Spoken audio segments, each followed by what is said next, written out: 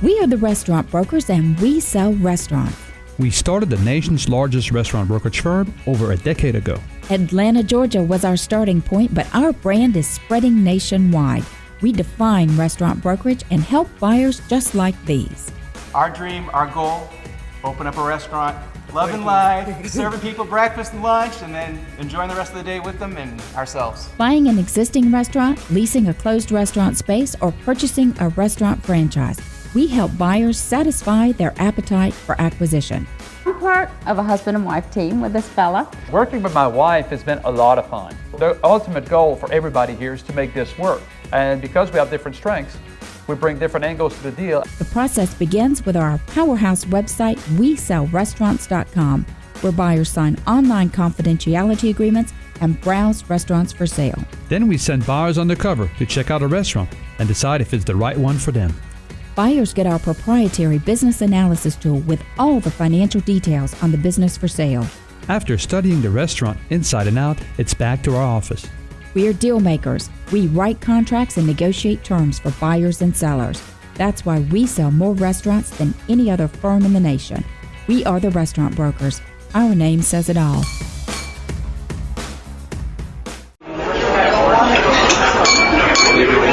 That sound means you're back on the air with the restaurant brokers, Eric and Robin Gagnon. And today has been a really interesting show. We have been talking about online virtual cooking and have had some pretty amazing chefs who are doing their own YouTube channels. So now it's our turn to give you our take on what's going on in the restaurant industry, restaurant reality. Let's talk about what these guests said. So, Eric, the very first thing, because there's always a lesson to be drawn. You know, we're going to give you the real live story. The number one thing that both of these YouTube stars, and we're talking about somebody with 10 million views on their channel, said is make sure you're consistent. And I think that absolutely translates over into the restaurant business, because so many times we'll see somebody and they are a flash in the pan. They get going, but they burn up all their dollars on the front end, and then they don't have the money to do that consistent outreach, consistent marketing, and stay in business over the period of time that it takes to get developed. And it does take a matter of years, not months, to be established. Don't you agree?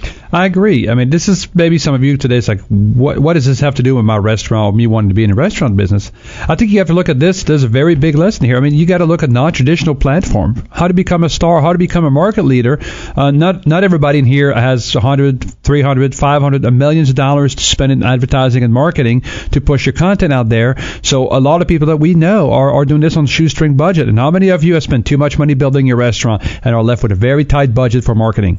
Yes, you guys are nodding your head where you're listening. We know it. We see it every day. So this could be a very great platform. Robin talked about consistency and commitment, which is also what you have to do every day in your restaurant. You have to be consistent. You have to make a commitment. We heard, I think, Megan made a commitment when you started a YouTube video that she's going to release one video every Thursday. For 2 years. She said 100 episodes, so essentially that was 2 years. Yeah, 2 years. Yeah. So that's a huge commitment. That is a very big commitment. So one of the things that you have to look when you do whatever advertising, marketing in your restaurant, I think you have to set goals and you have to set a budget, but also you got to measure. You know, you should be specific. It should be measurable, and you should set a timeline. You know, how many of you tried brunch for 3 weeks? Says I didn't work. 50 people come up, and you spend all this money setting up the brunch, many hours, meeting with vendors to do this, and you bag it, and that's a huge loss, right? So, but you have to give it time. You have to work on things and making sure that it becomes, something that you can measure. Am I progressing? Am I regressing? And I'm going to commit to my timeline, because she said after 2 years it didn't work. We were not going to bag the show, right? Well, and we were actually, we made the same kind of commitment to this radio show. It takes a tremendous amount of time and energy and effort away from our core business, but it's an extension of our brand. And when we started out, we said, look, we're going to give it a year, see how it goes. And thankfully, and very appreciatively to those of you who are listening, we have developed a great following over the course of now a year and a half of producing the show, and we continue to stay with it, continue to market it, and make an extension of the brand. But it does take a very large-scale commitment from our entire team, and it takes us away from what we do every single day, which is sell restaurants. But the feedback we get from the industry is unmatched, because people listen to things like Restaurant Reality and they say, you know what, that resonated with me. We might give you some of the same advice more than one time, but it's because that same advice holds true. And consistency, staying true to your brand, and continuing to repeat something until it becomes second nature for you are part of those tricks of the trade that will help you be successful in the restaurant business. Yeah, and we heard some great inspirational story today. I mean, be authentic, be true. I mean, we heard the story about these people starting literally with lights bought at Target with shower curtains to produce videos in their kitchen, where Megan says, my kitchen is not very pretty. We actually moved to the dining room. That's how bad it was. So you guys have a commercial kitchen. You can do it from home, whether you're a chef, whether you're a restaurateur. It could be about your food. These people did about your food. What about the history of you become a restaurant owner and share it with people on a weekly basis and have a following? I mean, that's a great way to share your story and connect, because that's one thing that was big, is they have connected very different way than you see, Emeril Lagasse on Food Network, all in his nines with an audience cooking professional meal at 100 miles an hour.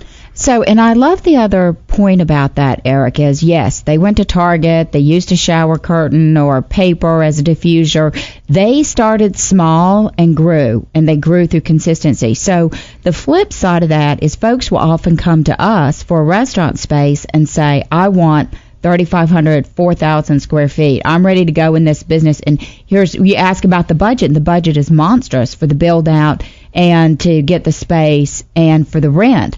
But then they don't take in mind how long it's going to take for that restaurant audience to grow and for people to come back. And our advice is start smaller. Start with half as much as you need. Because if somebody comes by on a Tuesday night, the place is packed and they can't get in, what's the buzz? Wow, that's the restaurant to be at, not the one where you go and, there's no one to be seen for tables and tables around. So starting small within a tiny, minuscule budget and growing is a very thoughtful and productive way to grow a restaurant business. Yeah, I mean, it worked great for Kevin Costner in Field of Dream. If you build it, they will come. But it does not work true in the restaurant business. You have to have sustaining power. You have to have staying power. You have to have creative ways of getting people through the door, connect with the audience.